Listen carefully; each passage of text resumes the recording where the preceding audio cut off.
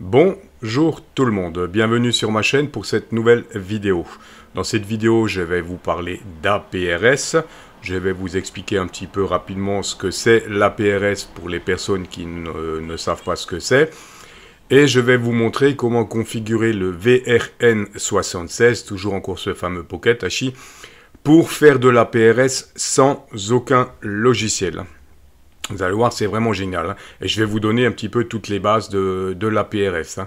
Ce que c'est, comment obtenir un identifiant, etc. On va voir ça ensemble en détail tout de suite.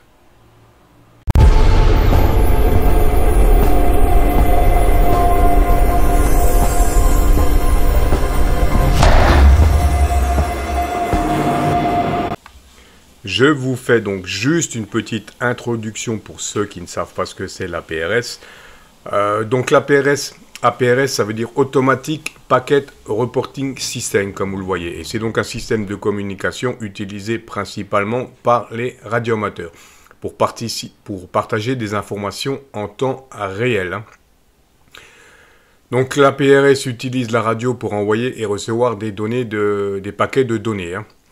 Donc, qu'est-ce qu'on va pouvoir faire exactement avec l'APRS? Donc, vous voyez ici, on va pouvoir faire un suivi de position. Les stations APRS équipées de GPF peuvent transmettre leur position en temps réel. Ensuite, on va pouvoir envoyer des informations météo, telles que, comme vous le voyez ici, la température, l'humidité, la pression, etc. Et les utilisateurs d'APRS vont également pouvoir communiquer entre eux en s'envoyant des messages, et on va pouvoir s'envoyer des messages, s'envoyer des signaux éventuellement, pourquoi pas, en télégraphie, voire même échanger des images. Je vous montrerai ça en détail tout à l'heure. Avec l'application du VRN76, c'est vraiment super facile. C'est super pratique. Ça marche tout seul sans application, on va dire. Donc voilà un petit peu, et ici donc les fréquences APRS, la fréquence en Europe 144 800. Il y a d'autres fréquences APRS ici, il y a éventuellement en UHF, mais la fréquence principale reste le 144 800 en Europe.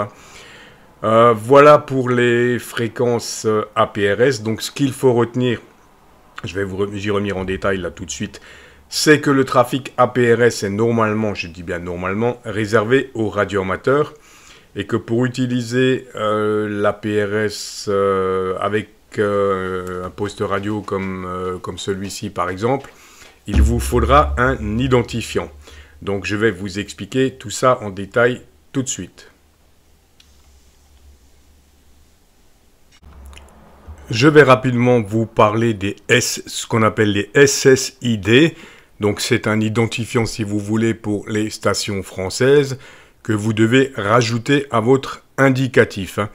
Voilà, donc par exemple, si je veux me mettre en portable, en APRS, donc ça sera Foxtrot 5 Sierra Victor Papa-7, par exemple, comme on le voit ici, station Pocket portable.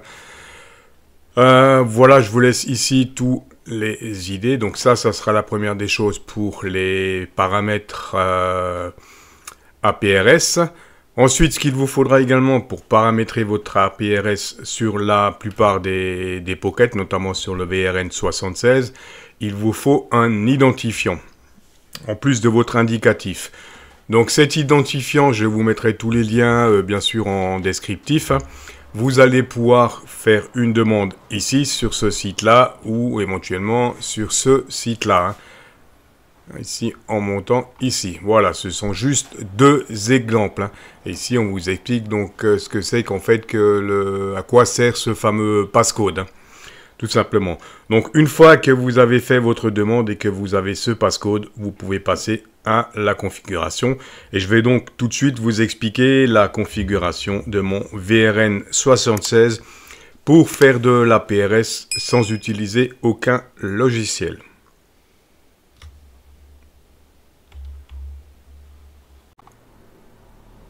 On est parti tout de suite pour le paramétrage APRS de notre VRN76.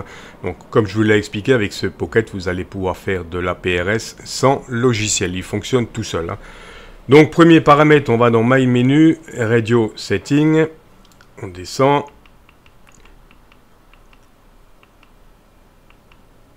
donc squelch au minimum, donc à 1 déjà. Et on va cocher la case time non, c'est pas celle-là, par contre, digital mute, pardon. Vous allez cocher digital mute.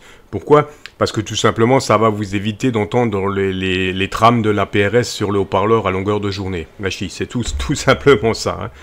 Ensuite, pour continuer la configuration, on va sur General Setting. Signal Setting, donc ici, vous allez rentrer votre indicatif. Vous allez cocher Send identifiant et Send GPS pour pouvoir envoyer votre position GPS, bien entendu. Hein. Voilà pour la première partie. Et ensuite, on va sur APRS Setting. Donc ici, vous allez rentrer votre indicatif avec le petit plus, comme je vous l'ai dit. Donc ici, F5SVP-7. Mais le 7, comme je suis en fixe à la maison, je ne serai pas obligé de le mettre. Hein. Voilà, mais comme j'utilise un portable, je le mets.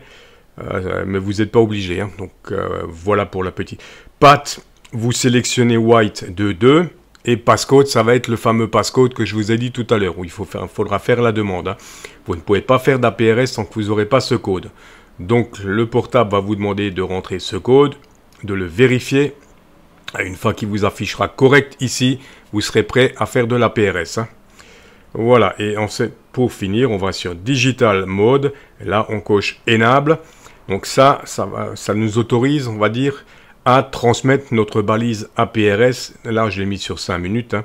Mais ça, je peux le modifier. Je vais le mettre toutes les 20 minutes ou tous les 40 minutes. Ça suffit largement. Toutes les 25 minutes. Allez, voilà. Digital Channel. Donc, vous allez créer un canal. Quand vous commencez votre configuration, le canal 1 avec la fréquence 144-800 qui est donc la fréquence APRS. Et vous sélectionnez donc ce canal ici et format APRS. Voilà pour la configuration de l'APRS sur le VRN76. Et donc à partir de là, je suis en train d'envoyer régulièrement toutes les 25 minutes. Je vais envoyer une petite balise avec ma position. Et je vais tout de suite vous expliquer que vous soyez actif sur le réseau APRS ou que vous soyez simplement SWL si ça vous intéresse. Comment suivre le trafic en direct sur Internet. On voit ça ensemble tout de suite.